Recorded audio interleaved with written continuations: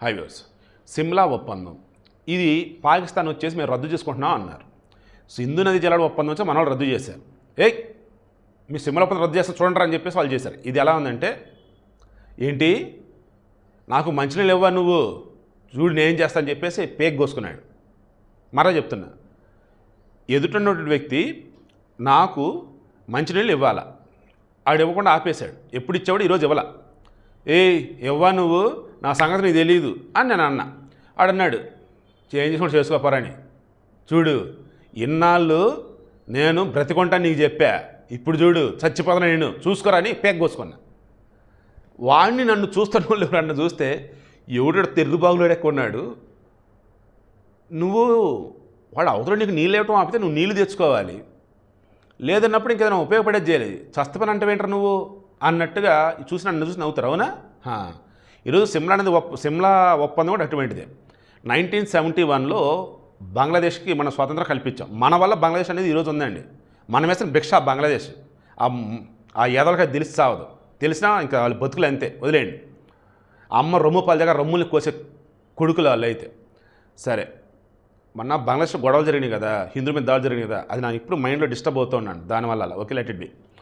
ఇంకా అప్పుడు ఉన్నటువంటి జుల్ఫికర్ భుట్టో వచ్చేసి ప్రధాని ఇందిరాగాంధీ దగ్గరికి వచ్చేసి సిమ్లా ఒప్పందం అన్నారు. ఏంట్రా బాబు అంటే, ఇక నుంచి మీకు మాకు మధ్య అది ఎంత పెద్ద ఇష్యూ అయినా మనమే మాట్లాడుకుందాం, బయట ఇన్వాల్వ్మెంట్ వద్దు, అది ఐక్యరాజ్య సమితి వద్దు, ప్రపంచ బ్యాంకు వద్దు, అమెరికా వద్దు, రష్యా వద్దు, చైనా వద్దు, ఎవడొద్దు. సిమ్లా ఒప్పందం ప్రకారం పాకిస్తాన్ భారతదేశం మధ్య ఎంత పెద్ద ఇష్యూ అయినా మనమే మాట్లాడుకుందాం. తర్వాత మీ భూభాగంలోకి మేము రావు, మా భూభాగంలోకి మీరు రావద్దు. ఓకే, మీదికి మీరే, మాకు మేమే. ఇంకెక్కడైనా ఏదైనా తోక జాడిస్తే, మీరైనా మేమైనా తోక జాడిస్తే వేచి చూద్దాం, సమయం పాటిద్దాం, అంతేకాని తొందరపడి ఏది చేయొద్దు అని చెబుతూ లైన్ ఆఫ్ కంట్రోల్, వాడు ఆక్యుపేషన్ ఏదో డాష్లు పాక్ ఆక్యుపేట్ కాశ్మీర్, అక్కడ లైన్ ఆఫ్ కంట్రోల్ అనేది పెట్టేసి దాని అవతల టెర్రరిస్ట్ స్థావరాలు ఎన్నో పెట్టుకుని మనం చూసి సైలెంట్గా ఉన్నాం. ఎందుకంటే ఈ సిమ్లా ఒప్పందం ఉంది కాబట్టి. వాడు ఇప్పుడు సిమ్లా ఒప్పందం లేదని చెప్పేసి అన్నాడు.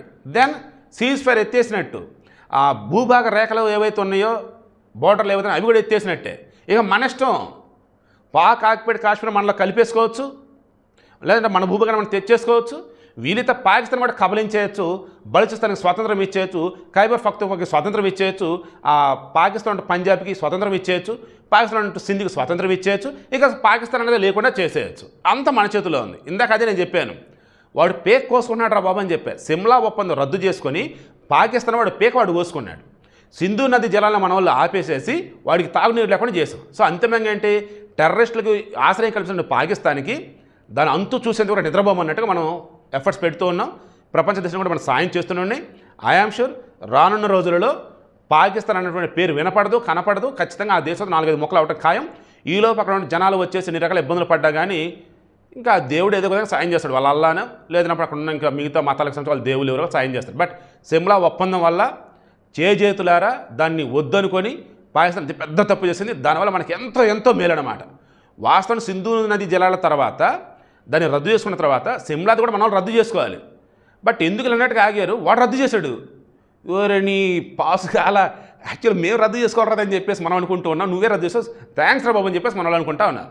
సీరియస్లీ కలిసి వచ్చే కాలం వస్తే నడిచొచ్చే కొడుకు వస్తాడన్నట్టుగా ఈరోజు పాకిస్తాన్ అంతం మొదలైంది కాబట్టి అన్నీ మనకు అనుకూలంగా మారుతూ ఉన్నాయి. అన్ని దేశాలు ఈరోజు మనకే సపోర్ట్ ఇస్తూ ఉన్నారు.